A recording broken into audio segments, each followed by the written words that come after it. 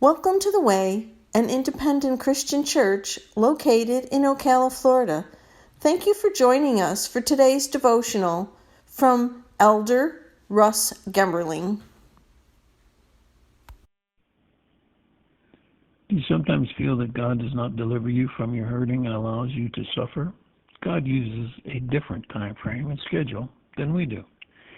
An example of that is in Acts 16 to 24, where we find a story about Paul and Silas, who went from hurting to being delivered and could understand delayed deliverance. These two men of God were being followed by a demon-possessed slave girl who was shouting, "These men are servants of the Most High God, and they have come to tell you how to be saved." They had become annoyed and had just prayed for a demon to leave the girl, who was telling fortunes and making money for her owners.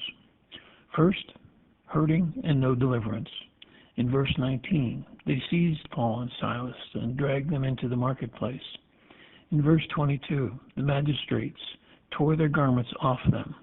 In verse 23, they inflicted many blows upon them. And finally, in verse 24, the jailer fastened their feet in the stocks.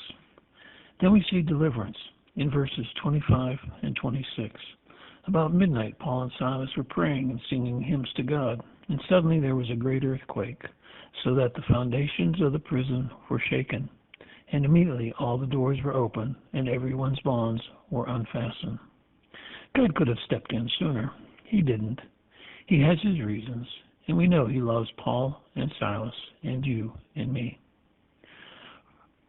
Are you in a stripped and beaten stage, or in the singing and unshackled stage? We must remember that no matter what stage of life you're in, God cares and loves you. Don't despair. Sing praises to God. Freedom is on the way. It is only a matter of time.